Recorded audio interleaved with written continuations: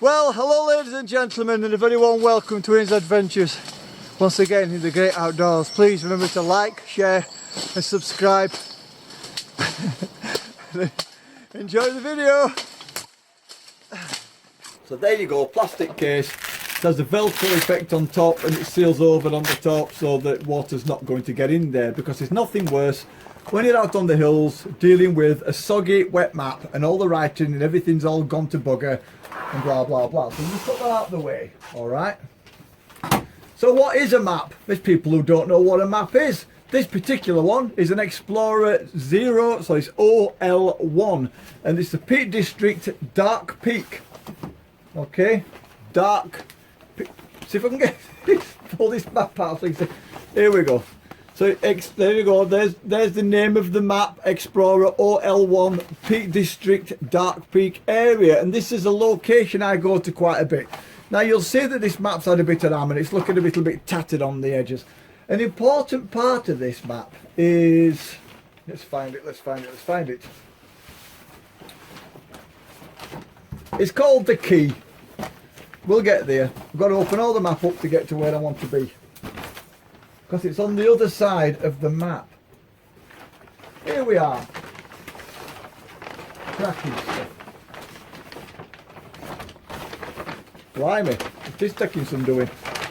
Here we go, that's the key. Now on the map you're going to see lots and lots of different little signals and signs, and this is where it explains what they are, and it's important to check these out before you go out on the hill. See all these here, all the way down the side, it's showing you all the different little signs on the hill. And in a second we're going to go and have a look at them. Now you need to know the scale of the map as well, and the scale is in the key. This is 1 to 25,000 scale. Alright, gives all the information there, everything you need. So if you want to go to a particular area, you can go and find the number of this map and order it online. Right then. So what I'm going to do now is I'm going to orientate myself, and I'm going to come back to you. And back. Alright, so you'll see at the moment that this map is quite big. Alright, showing sort of Lady Bower res and all that kind of stuff. Now I don't need to know all that, do I, if I'm not going over there.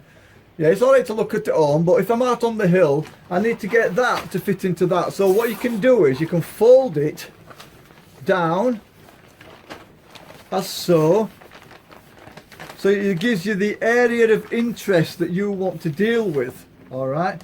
Now I would fold that down even more. I'll just fold that over like that. So it gives me an area which I can put inside that map case, so I can see it out on the hill without having to get the map out all the time.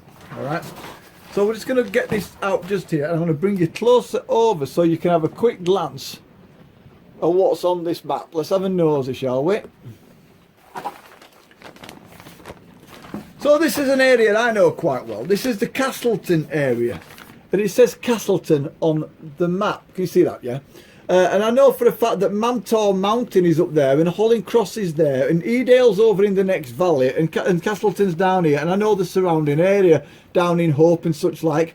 And I've done videos at all these areas, places in this area. For example, up there on the top of Mamtor, I did a solo bivvy camp. You'll find it on my channel. And I slept on the side of Mamtor Mountain in a bivvy. It was great.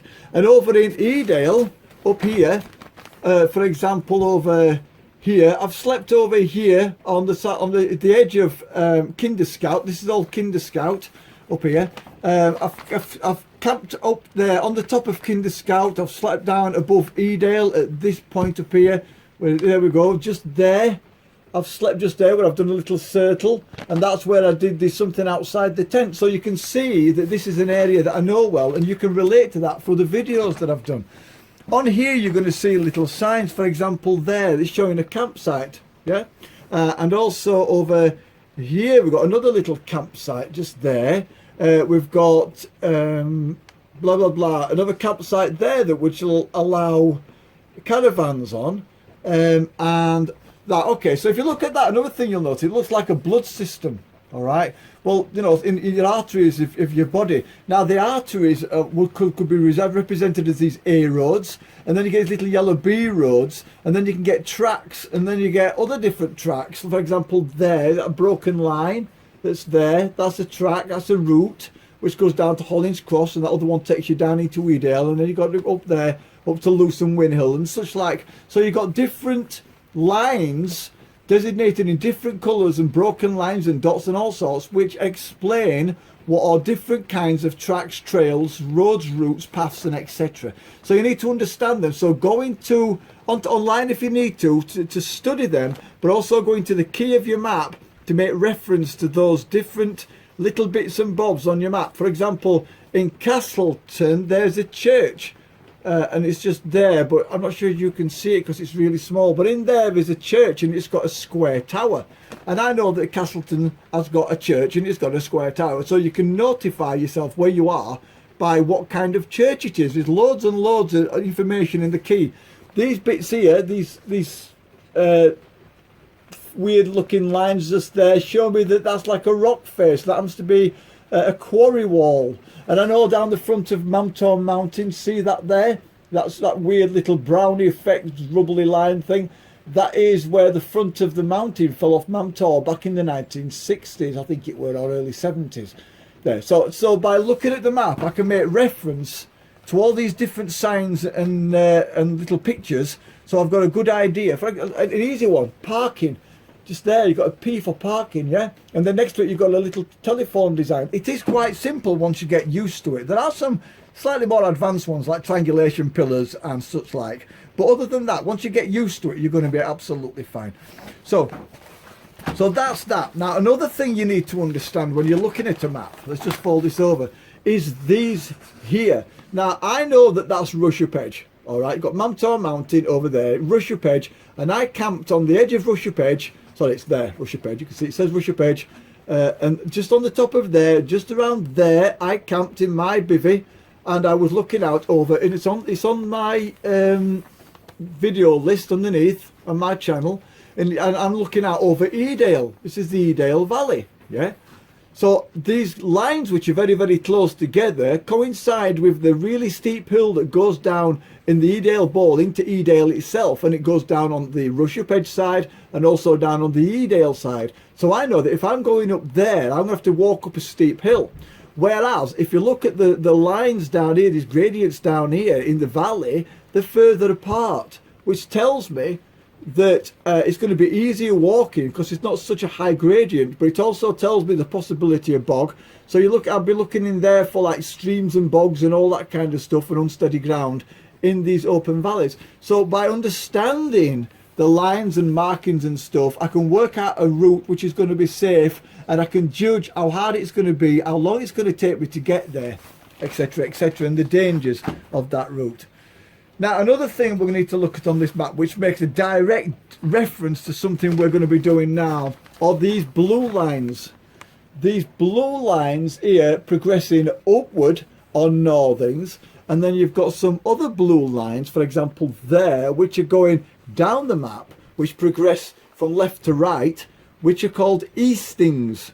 Now let's make reference to northings and eastings. Why are they called, let's put my part away, why are they called northings and eastings?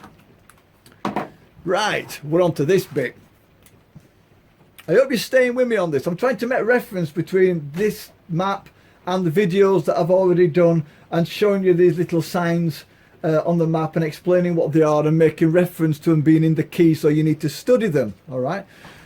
Right then, northings and eastings. When we look on a compass just here, you've got north, east, south and west. So you've got north, east, south and west. All right. Now the lines which progress from west to east, not the ones which point, the ones which progress from west to east would be eastings. Right, that's eastings when they progress that way. But when they progress from south to north, they then become northings. Sorry about my ridiculous writing. So your eastings progress left to right, and your northings progress bottom to top. All right, this is important because when we're doing a 4 or 6 figure grid reference, we use eastings first and then the northings secondly, right? So if you think of eastings first, northings secondly. when we do a grid reference, for example, let's do these freehand. Imagine this is a grid reference. We're going to do this. This is the grids on your map, grid system. These which progress upwardly are your northings, and those which progress that way from left to right are your eastings. And we're going to look at the eastings first and your northings second. You know, when I was taught this ages ago, there were people in my groups who just didn't quite grasp it. So I always over exaggerate this. Okay, so the first thing we need to do is look at, let me get this other board down for you. Here we go.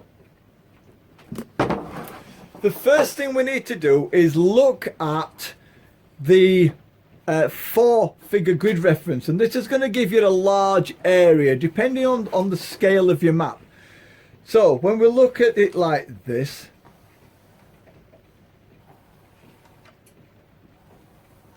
so let's make them longer, let's make it easier for ourselves.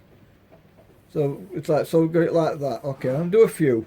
Alright people, isn't it exciting? Here in the magic shed, playing with maps. So what are them? So if they're progressing from left to right, they're going from west to east, they would be your eastings. Yeah? And then the ones which progress the other way, yeah, I keep reiterating this. Not the ones which point, the ones which go. Yeah, I'm doing quite well with that, aren't I? I should be an artist. There's a job for me. The ones which go that way are the northings. Alright? And now what we need to do is we need to give them numbers, because you'll see that on the map, let's just refer back, the eastings have got numbers. Yeah? So we've got 11, 12, 13, 14. So we'll use that as a reference, shall we? So we'll go from there. So on the edge of this map, we've got 10, 11, 12, 13, 14, 15, 16. All right, so we're going up to 16. So there we go. We're basically redrawing the easting numbers on the map, sort of like that. Only theirs is a bit posher than mine. All right, and then up the side we're going to use their numbers again. Now their numbers can be seen here. The northing numbers are pointed out on a map inside the map itself, as well as down the edges of the map. So there you go, down the edges of the map. We do them inside because sometimes if you've got your full map out, it's a right nightmare having to go find out what the number is and then travel all the way across the map to the middle of the map when it's open up. So we're going to look here, and the bottom one there is 80. So we're going to go 80, 80, oops, a daisy, 81, 82, 83, 84, 85, 86 and 87. Yeah, so we've basically translated that onto this little grid, and I'm sorry, I know it's not I know it's not drawn very well, but it's the best that I can do. Now we can have a bit of fun, can't we? Because now we get to draw as environment. I'm looking forward to this. Well done if you've got this far, by the way. There's not much sanity in the magic shed. So we need to draw something in there for us to look at, right?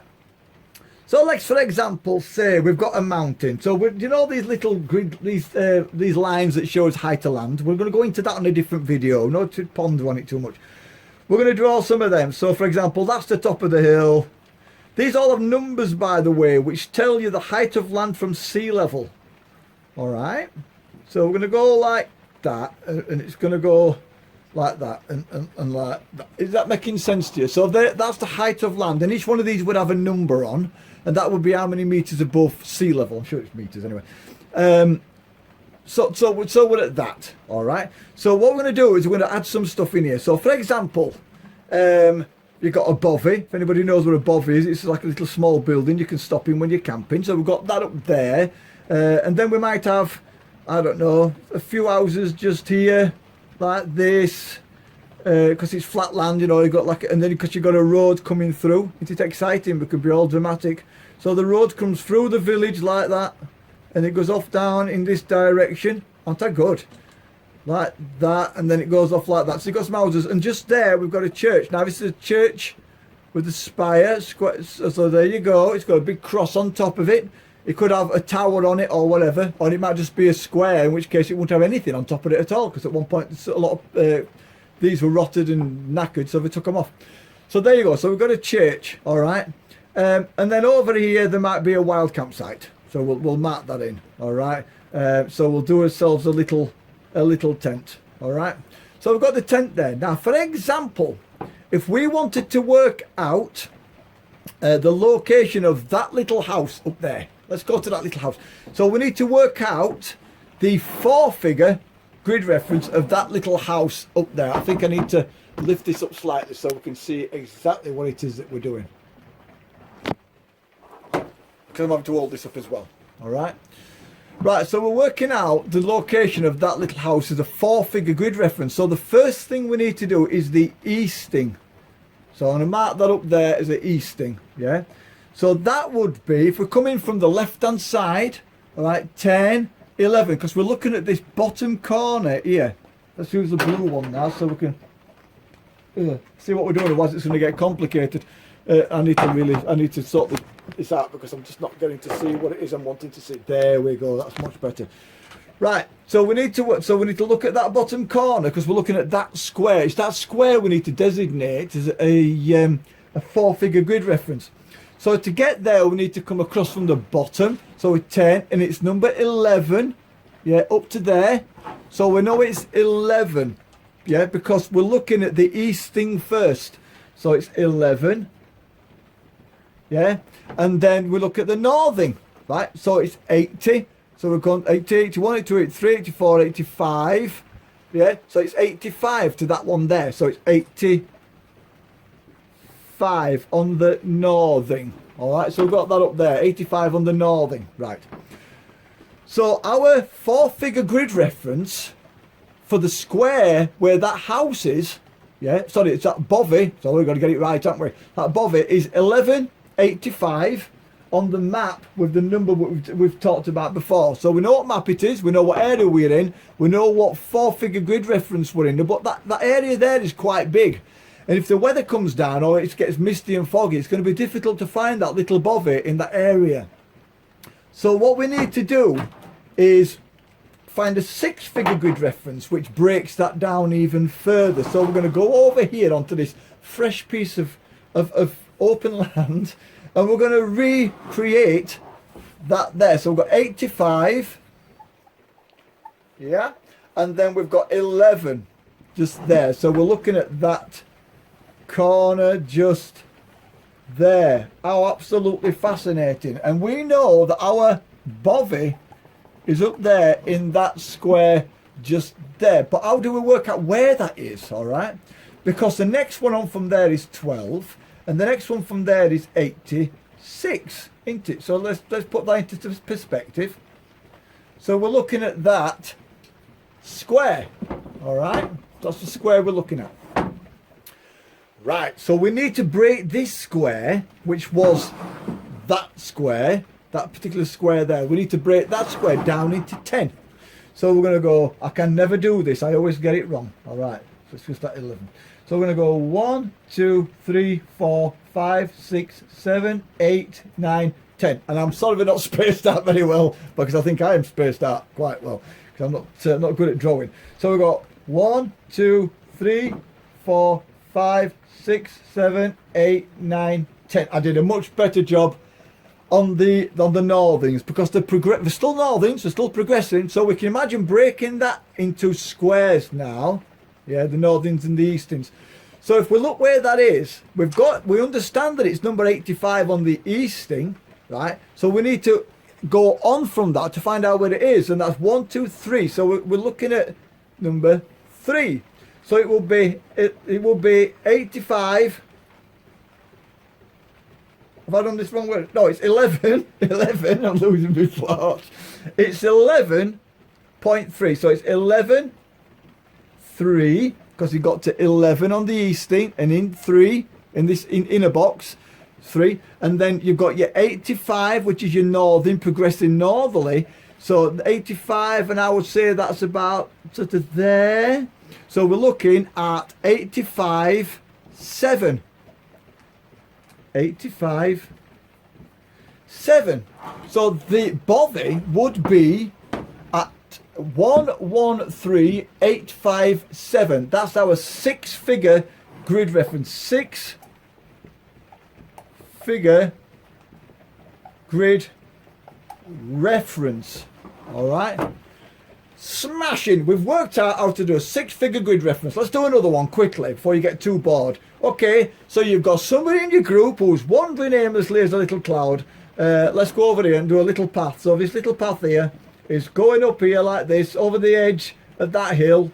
All right. Now, you don't know by looking at that if that's a hill or a valley, because in order to do that, you need the numbers on to tell you if it's high to land or depth. All right, concave or whatever.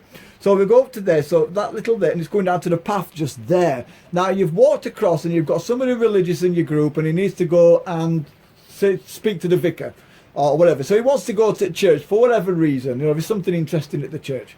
So we need to work out where that church is. Now, taking everything into consideration, we can quickly do that, because we need to look at the easting first, which takes us up here. So we're looking at this corner here because it's in this particular box just here. Yeah. So we're looking at number 14 straight away. So we know it's number 14, and then we look at the northern, which is number 82, because it's just in that 82 box. So we've got 82. So we'll go 14, and then how many up? I'd say about 9. So it's 14, 9, and then 82, again, 82, 9. Oh, that's, sorry, yeah, so it's in the same square there anyway. So it would be 149829. So that's so if you wanted to go there, that's the 6-figure grid reference that it would go. So it's all well and good, isn't it? It's all smashing, but I need to. Oh, we can still use this. All right, we're good. I thought I needed another whiteboard. Then I'm running out of them, and I can't find anything to wipe my board with. Okay, so why would we need this? All right, so like for example, you're going somewhere. You might as well look at my ugly mug just for a few seconds, haven't you? I've got like that, and then I'll just move you a bit further away so it's not so offensive. Right, so you're going somewhere and you need to leave information behind with your girlfriend, your friend, or anybody it is that you know.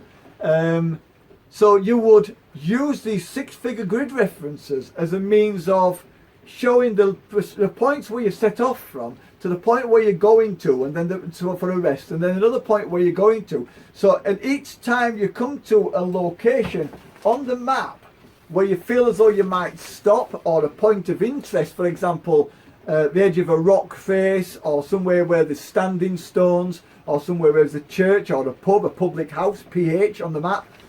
As soon as you come to somewhere like that, you would write down the 6-figure grid reference for that location, and you could also include things like the distance between the point you set off from to the point you're going to, and the severity. So you could write down the difference in height of land.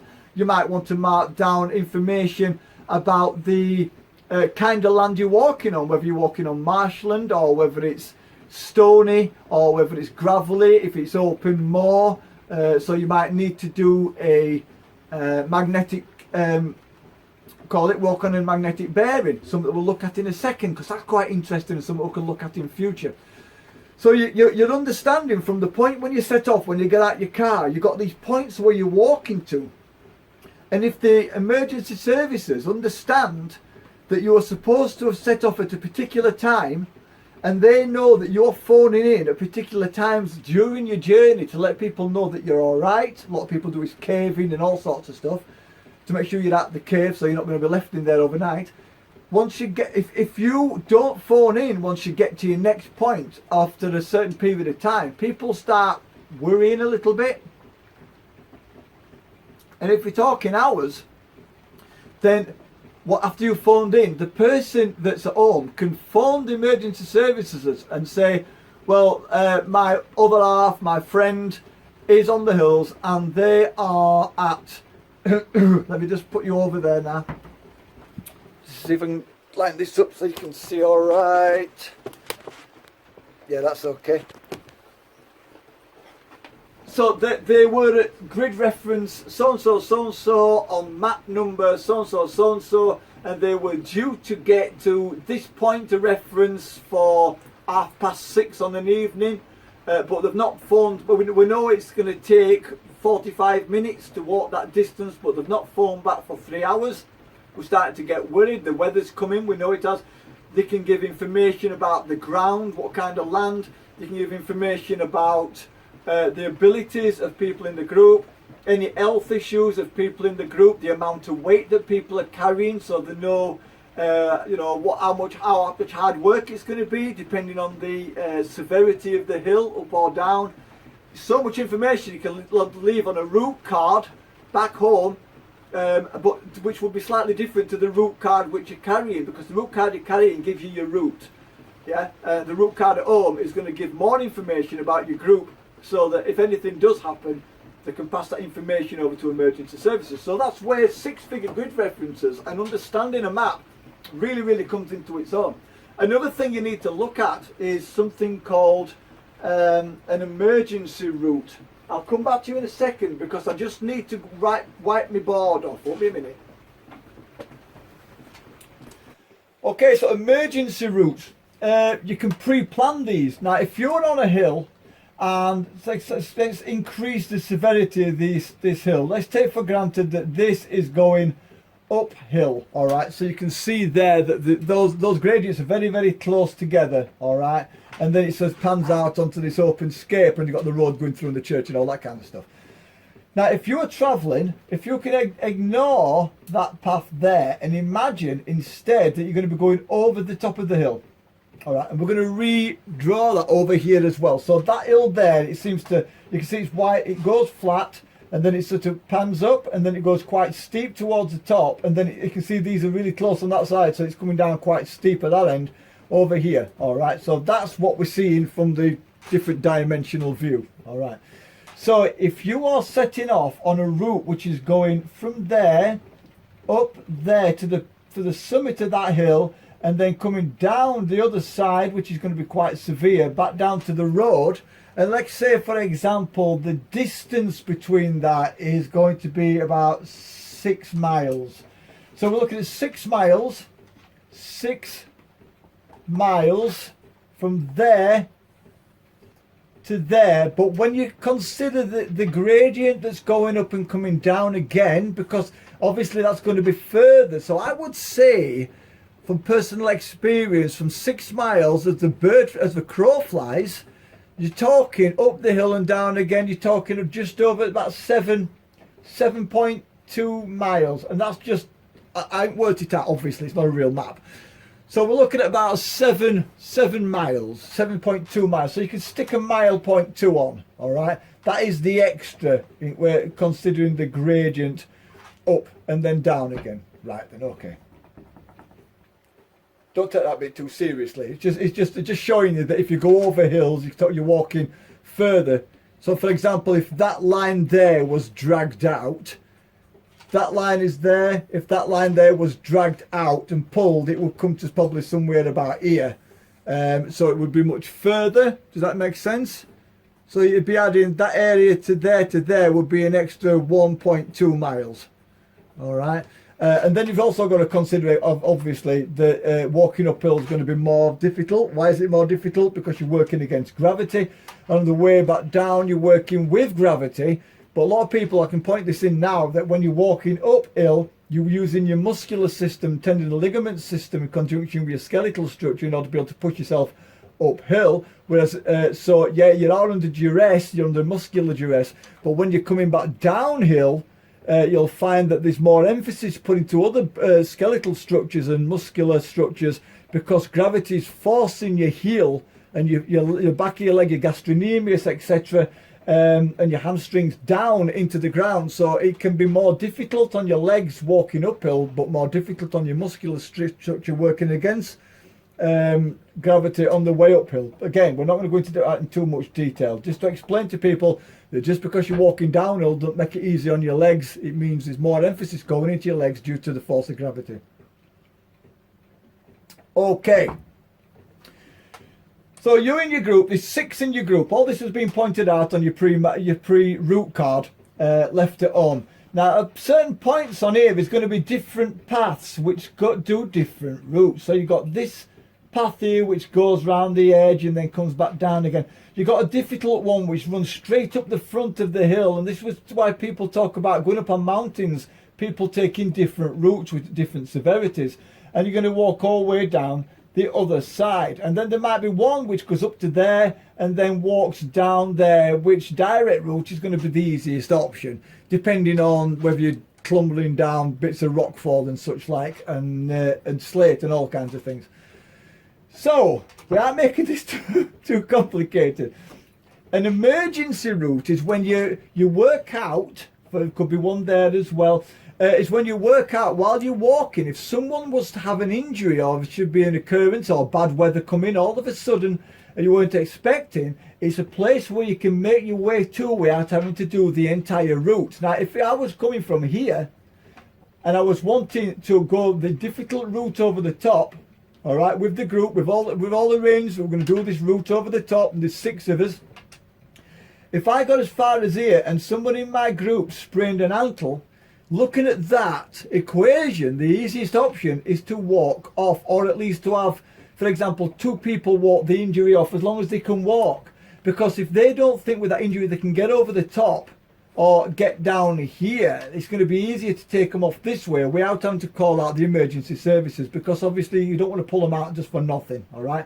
If you've got an elderly person who've only come up here to have a look at the views and such like, from that point there, and then suddenly they have a heart attack or such like, you don't want to move them. But what you want to do is you want to tell them the 6-figure grid reference of that point there, and you've already got information about any illnesses or situation within the group, so you can pass that information back to emergency services. All right. Now, if you get as far as there, you will have the 6-figure grid reference for that point of reference. All right. So you walk up there. Rather than walking all the way down there to here, it would be easier to walk straight down there, considering hopefully that the ground is going to be acceptable. All right. Obviously, at that point, you're well into your journey, so you're talking 6 miles. I would say you've walked about 4.5 miles to that point. To walk somebody 4.5 miles off when you can walk 3 miles off is going to be easier. So you're over the split point of your journey. If you get up to the top of the hill and someone starts coming down with exposure, hypothermia, overheating, heat exhaustion or something like that, and you have to get them off the hill, you're basically at the penultimate point of your journey. So if you can't get them off that route and you can't get them off that route, that is when you need to contact the emergency services, because you can't get them off, and they are the ultimate point of the journey at the peak, at the summit of the hill, and you can't get them off, and they're in a dangerous, life-threatening situation. Then you contact the emergency services, but you've got all the information in your route card that you need. Now, these are the bits that we're talking about at the moment. So if I'd got up to the top and I needed to get someone off because they had sprained an ankle or such like, but they felt as though they could walk off, which route am I going to take? Now, this route is very severe. There's going to be a lot of danger involved in going down the front of that hill. I would attempt to walk them down to there and then off down to there, or down to there and then off down to there. And that is simply because understanding the situation as it is, I've got to take the easiest route without getting the emergency services involved. At any point during the rest of this trip, if they get into a worse situation, then you're looking at getting the emergency services out, mountain rescue or whatever it is. But I need to know these routes. And this is the main point of this little part of the chat, is that I need to understand that looking at my route card, I have already got preset emergency routes worked out for any point of this journey. If anything goes wrong, I know the route. I don't have to sit down for a prolonged period of time in bad weather trying to work out a route to get someone from this point here down off the hill. I ain't got to work the route out. I've already worked out that grid reference at that point there, and I know the gradient, I know all the information about that route, so I can walk them off using a route card, and I know exactly where I'm going at points of interest, taking grid references all the way down, and if necessary I can pass that information back home to let people know, look, we're going through a bad situation, we're gonna take an emergency route off from grid reference so and so to grid reference so and so. It's going to take me a particular length of time to get from there to there. If I don't get there, do this distance within 45 minutes, sorry, within 1.5 hours, because it's a 45-minute trip, then can you contact emergency services and give them both that grid reference and that grid reference, so they know the 2 points from which I'm leaving to going to. And the same thing occurs with those again, the time between and the situation as a whole. So by having these route card as a whole for the entire journey in place, you can work out where you're going to, and you can leave information at home. And at any point during that trip, you've got an emergency route off already preset, so you're not having to do the thinking on the hill, because sometimes when you're tired and you're cold, it's difficult to think straight, especially in a panicked situation. You can sort of just pull that emergency list out, work out where you are at any one point, and then work out your emergency route straight off the hill back to where it is where you need to be, whether it's here or whether it's here, or whether you're coming out onto the hill here, because obviously it's three-dimensional. So you go onto the hill. We are having to get the emergency services out, but you've got all the information the emergency services need if necessary. And all this comes down to the 6-figure grid reference system just there. So understanding your 6-figure grid references, so someone else and you can point out where you are on the hill. For example, if you were to get halfway up that hill and suddenly your GPS, your global positioning system, went down and it didn't work, the batteries died or whatever it were, you can fall back onto your map with your route card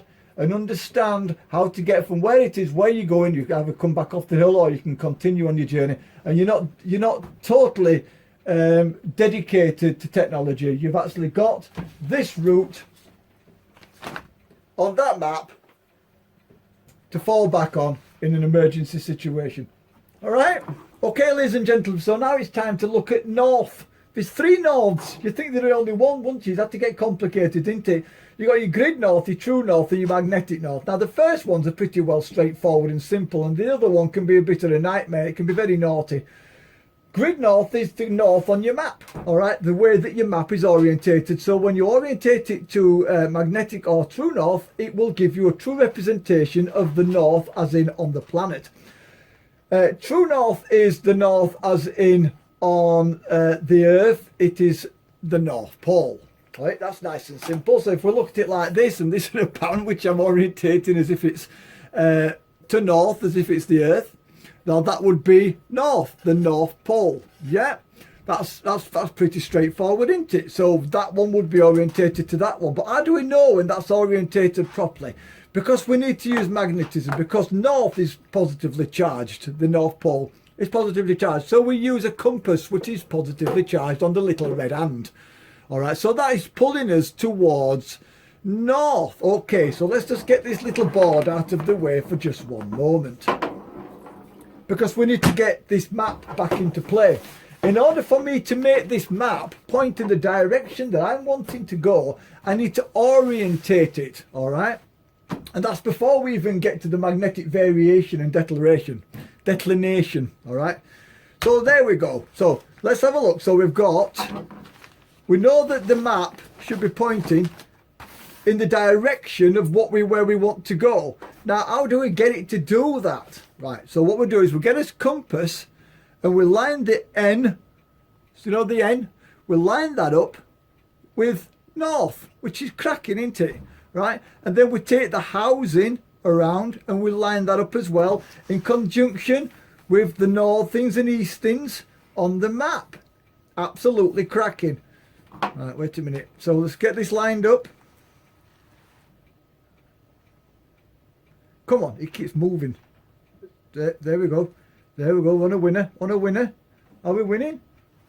Are we heck? There we go. So hopefully so I'm wondering, I'll put the edge of the compass onto the edge of the easting. All right. So I'm trying to get this just right for you. It's difficult from this angle. Right, okay, so there we are. I've orientated that compass to that map, so I can follow that compass in the direction of magnetic north. there's something called the magnetic variation. Now the world, it would be wonderful if the world behaved itself and just spun perfectly on its axis, but it doesn't.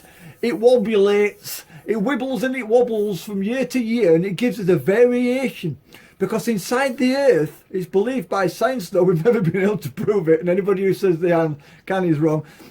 They're saying that the earth is spinning inside the earth, and there's all this molten lava and stuff spinning around, and it's given us this magnetic pull on the top and the bottom, all right, like a bit like a battery, all right. So you've got all this magnetism, this positively charged stuff coming out the top, and all this negatively charged stuff coming out the bottom, and it's some positively stuff which is pulling the magnet, but because it's wobbling, it's not giving us a true representation. So as it's spinning slowly, it happens over a ridiculously slow period of time, it might go slightly off its axis. So even though that's true north, the magnetic variation, the pivot point of the magnetism inside the earth may be slightly off. So that's going to knock us all over, isn't it, when we come to use map, because the map is orientated to true north. So we need to show, need to orientate the map with the compass, because we're working with the compass now, aren't we? We've got to orientate that over. And in England, where we are now, the magnetic variation is 3 degrees. So in order to be able to allocate that, I've got to add the 3 degrees. So it's magnetic to...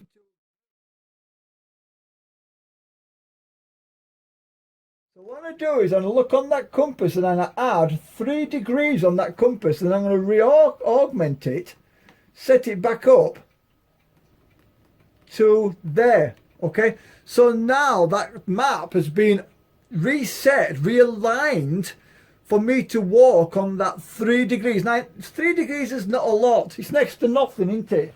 If you think about it. So in this country, we don't really have to worry about it, but it can go up to sometimes 5 to 7 degrees at times. All right. So what we have to do, if you think about it, over a short period, a short distance, if we're here, yeah, over a short distance, if we're wanting to walk in that direction, yeah, but we're a 3 degrees difference over a short period of time, it's not going to be next to nothing. And this is really badly exaggerated, obviously. So that distance there is not going to be a lot. So if I wanted to only go there, it wouldn't be no biggie really. I'd probably get to where I wanted to go. But if I'm traveling over a matter of, I don't know, 25, 30 miles, and the variation is not incorporated, that 3 degrees over that distance is going to be exaggerated greatly. So I could be way off by the time I get over there. So if you're travelling over a very, very short period or distance, I won't worry about it too much. But if you're travelling 30 miles over open ground on a bearing, and you've got nothing to take an alternate bearing to, because obviously if it's only short distances like this, you could take a bearing from there to there and walk to it, and then walk to it and walk to it and walk to it and break it down. But if you're walking over open land for a long distance, a long period of time, that gap is going to open up. That 3 degrees declination, 3 degrees of magnetic variation is really going to start taking its toll, because it's going to put you way away from where you're supposed to end up. All right, so I'd advise people to look online for grid to mag add and mag to grid get rid. All right, that's what you need to be looking at. So that's it really. That's what I wanted to show you about orientating your compass to your map to show you true north in conjunction with grid north, working in conjunction with magnetic north and your magnetic variation. Blimey, isn't it all a great big confusing concoction? It can be confusing. It's not getting away from it. All this can be confusing, but there's certain aspects of this that you need to get on board if you're working with a map. Because if you're working with grids on a map, and you're working out your 6-figure grid references, and then you attempt to use a compass with it, and then suddenly, you're heading off in a direction, but your compass is taking you off in a different direction to what you're supposed to be going into. You need to understand your magnetic north and your magnetic variations and such like. But when you need to understand basic route card work, all that needs to be put into place as well, because if not, you're going to be sending other people in wrong directions and such like.